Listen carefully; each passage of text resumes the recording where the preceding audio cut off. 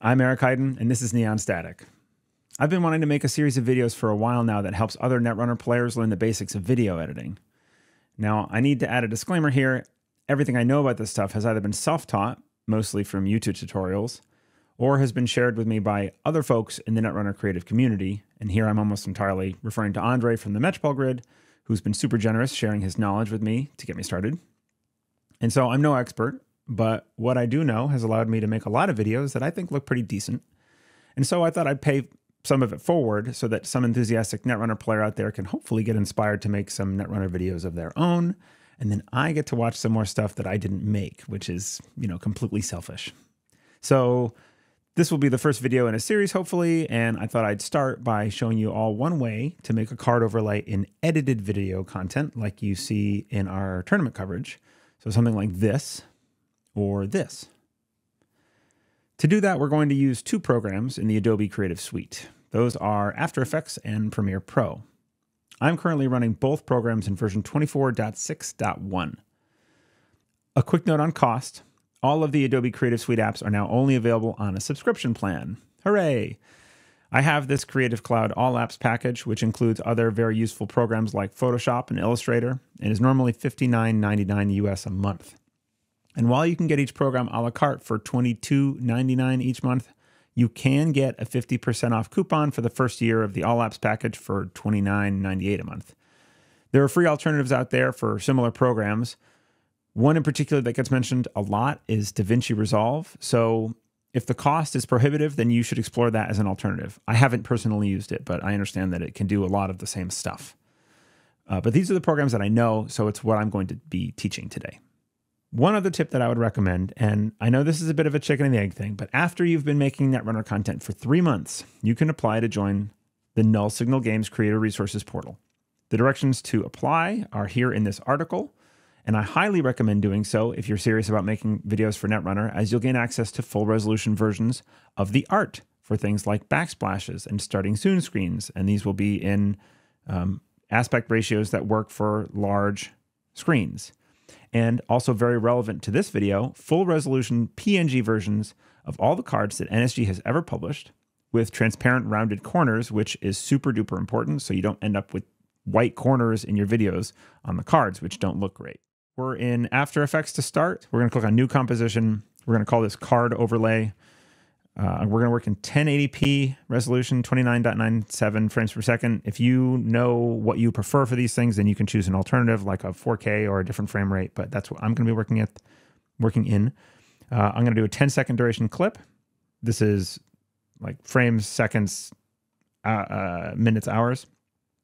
And then background color, I'll just do, let's do like a light blue thing. Sure, why not? That's not visually distracting at all. It can be whatever you want. You can change that to be whatever you want. So right now we just have a 10-second clip that does nothing. And this color just represents what is transparent in this clip. You can click on that transparency grid to see what in the video is actually going to be see-through if you have an alpha channel. So I've already downloaded all of the cards. So I'm just going to take B1001 here and put it into my project area. And I'm going to drag that card right onto the frame. And because these are high resolution images, it's huge. And we probably don't want B1001 to be so big, but look at that cool art. So to do that, to fix that, we can either click on this little caret arrow and to transform and bring, you have some properties here and there's scaling, or you can click on the image and hit S and it'll just bring up scale. And we're just going to drag this down to what looks right.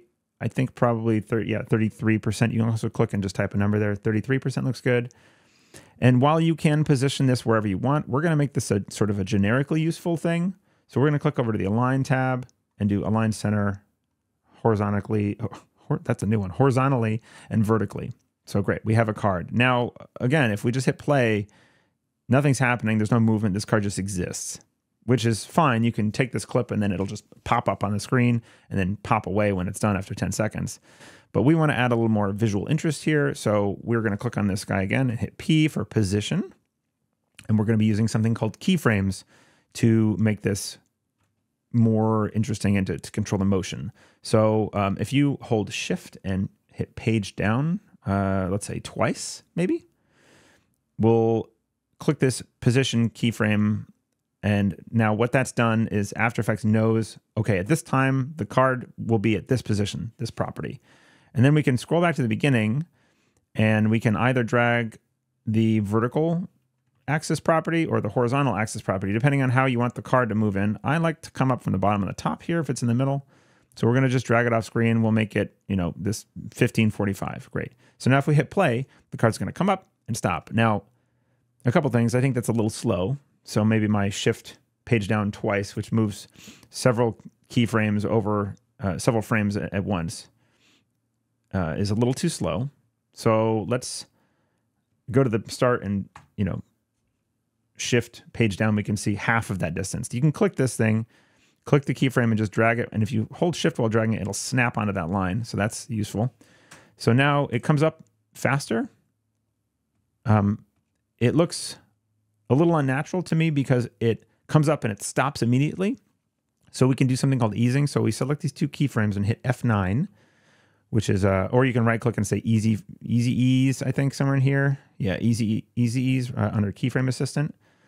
So you would do that. And now if you watch it, it comes up and it kind of slows down a little bit near the end. The motion slows down. It's not super exaggerated. If you want to make it more exaggerated, you can highlight these and click on this graph editor. Sorry, my mouse icon is big because of live streaming. And if we zoom in a little bit here and scroll back, this is not what it looks like normally. Oh, there we go. Okay, so and this happens all the time in After Effects. You got to kind of play around. I'm used to looking at a speed graph, and this was a value graph. You can just look at things in two different ways. So if you select this and then drag that in either direction, now this means that it'll tick off slow, and then it'll move very quickly, and then it'll slow down near the end. So if we watch that, it comes in, you know, you can't see off stream. It's slow, and then it moves really fast, and then it slows down near the end. I might even drag this closer to that direction. So we have a real fast come in and then slows down. That's cool. So we'll do that. And we'll also click the graph editor to go back. We'll add some motion blur. So if you click this box here under these circles, it'll add motion blur. Now when we watch it, it adds a really cool effect where it looks like it's blurring in front of the camera as it's moving. I think that's very important, generally speaking, to have motion blur on when you're doing any kind of editing like that. So I think that automatically has made this look really good. Now we just need to undo that or have it move off screen so we can kind of do the same thing. We can actually select these, copy them, move over towards, if we zoom out, towards the end of the 10-second clip, paste them, and I'll just move this to the very last frame, and then we can do the thing where we snap holding shift. These don't make sense because it's going to be moving in right now, and actually you can see it moving from the second to the third keyframe. It's going to reset to the beginning position. So we can just we can just swap these, and it's going to come in, stay up, and then go back down. Again, let's look at this graph editor and see what it looks like. That is a very different shape than this. So let's zoom in on the end here and try and make it look a little bit more like the beginning, where we do that. Let's see what that looks like. There.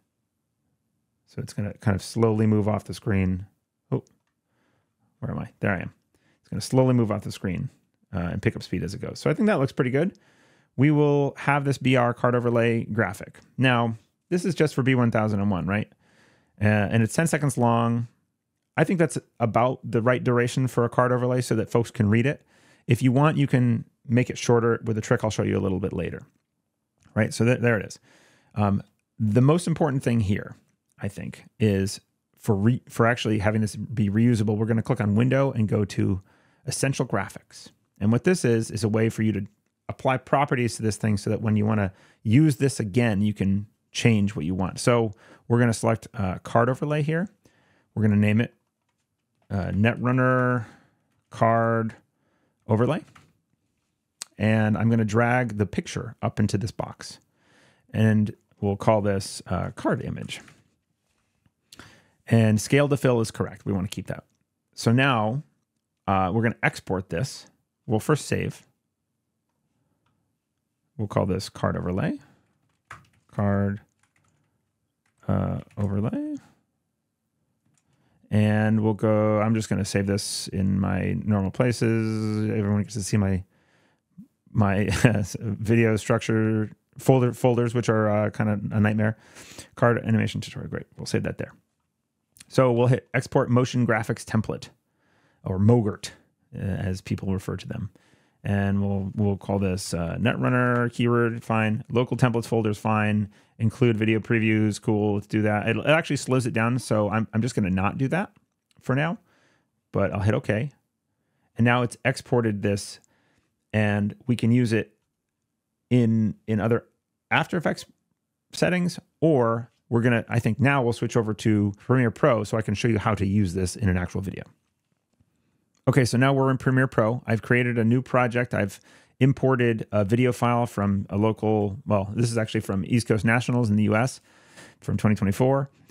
This is round 1, and you can see if I just scrub through this footage, Chris on the right plays a red level clearance. And let's say we want to show a card overlay of what that card looks like.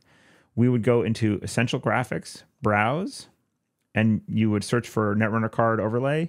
If you don't have that, as long as local templates folder is checked here, you'll see the stuff that you most recently created and exported. So there's Netrunner card overlay right there. Just take this, drag it onto the timeline where you want it to be, and I've waited till the card gets played there, and then the card overlay comes up, and you hit play there. You can see the card comes right up. I don't want this to be in the middle of the footage, so to change that, click on the actual mogrt, like yogurt, it's my favorite. And then you'll see if you happen to have the effect controls panel up, you'll be able to see these properties. If you don't, you can go to Window, Effect Controls right here. Shift 5 will also get you there. And you can drag position X or Y that way. I'm going to move it over to one side, and I'm going to move it down into the corner a bit. That's about right for me. And then you can change the scale if you want to. I'm going to leave it at 100. And now, the card will pop up. To change the actual card image, you go to Essential Graphics, Edit, which is the same panel you had up, but just the Browse and Edit side. On the Edit side, since we dragged the image into the Essential Graphics property panel in After Effects, the card image is here. And you can change the scaling if you want, but you should leave it as scale to fit. And then you just go grab your PNG that you want. So I have red level clearance here, drag it onto that, and it replaces the image automatically. And the card will come up, and if we scrub forward a little bit, it'll move back down off of the thing. Now, this next card comes down pretty fast on the heels of red level clearance, so maybe we want to make this a little bit shorter. So we can do that by going to the Cut tool, cutting a small section of this out, and then you just click on this guy, delete it, drag this back. Because there's no motion in the middle, it's seamless, you can't tell. Seamless, no pun intended. And then this whole sequence takes a lot less time for the card to go away in time for the next card to be shown. And then you can copy and paste this guy. Now, again, I have this cut, but you can just drag the right side to get the full thing back. And then the next card we're looking for looks like it's Greasing the Palm. So I have this whole folder set up with just, I've renamed the images. So I just click on an image and type GREA, and I get to the greasing image, and I can just drag. I can just drag and drop it. Hello? There it is. Wait, B1001. Drag and drop. Oh, probably because I'm actually previewing the video for right now. It did replace it. It just wasn't showing me the preview. Great. And that's it. And you can have a right and a left. Move this one over to the right. And now you have a right version and a left version, and you can copy and paste these. Then, when you're done with your video, File, Export, Media, and it's going to take everything that is in the working area, and you can just call this whatever you want, put it in a place. H.264 is great, and then just hit export. It'll chunk through the video, and you'll get this nice overlay. So if you don't have access to NSG's high-resolution PNG files and you just have JPEGs with the white corners on them. I'm going to show you how to deal with that. So I'm going to drag that image onto here. Well, I'm actually going to scale this up a little bit because if you look in the context, it's a little bit smaller of an image. If you type H, you'll get the hand tool so you can kind of drag this around. And we're going to create a mask. And there's a lot of ways to do masks in After Effects. I'm going to make sure I don't have any image selected here. So instead of having this selected, I'm going to click down here. Then I'm going to click on the rounded rectangle tool. If you don't see that and just see rectangle, if you click and hold, you'll see a bunch of options here. We want rounded rectangle. We're then going to draw as close as we can from one corner to another corner of this image.